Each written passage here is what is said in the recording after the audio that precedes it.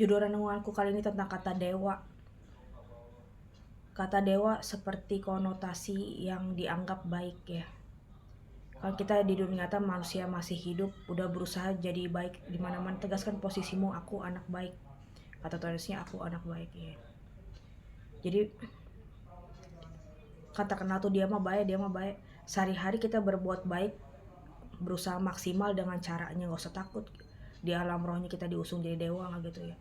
Kalau misalnya kita nih, Saint Michael, Angel of Catholic Apostolic Work, Saint Michael, Angel of Justice and Truth, Saint Michael, Defender of the Church, Saint Michael, Protector of the Sovereign Pontiff. Kita udah berusaha unsur-unsurnya mengasihi, mengabdi ke ajaran agamanya kita, walaupun kita berpikir wah susah, perintah-perintah Tuhan berat.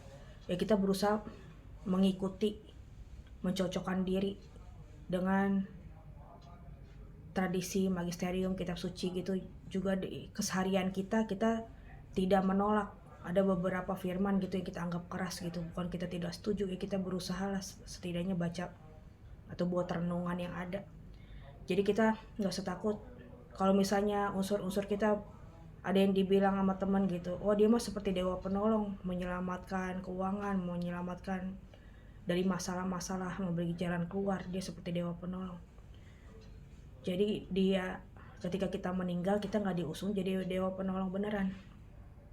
Dewa anak, dewa yang mengerti seputar topik tentang melahirkan dan juga punya anak.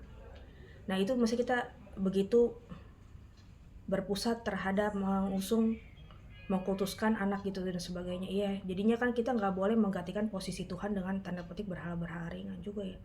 Terlalu terlekat gitu. Segala sesuatu yang udah buku buat renungan di episode sebelumnya, berhala-berhala ringan itu.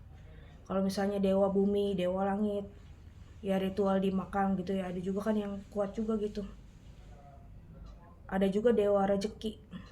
Nah itu untuk meminta rezeki sehari-harinya. Ya sebenarnya kan dewanya itu katanya bukan Tuhan, ada G letter big, huruf G, G letter big, G huruf besar, itu artinya Tuhan. Kalau di subtitle film di mana-mana itu ya, G-nya huruf kecil, G letter small, artinya dewa. Kalau misalnya kita ada Angel of Prosperous and Abundance, Rasiel, Patiel, Gadiel, Barakiel, Gamaliel. Jadi melalui perantaraan para kudus juga kita bisa berdoa kepada Tuhan. Jadi kita sehari-harinya udah berusaha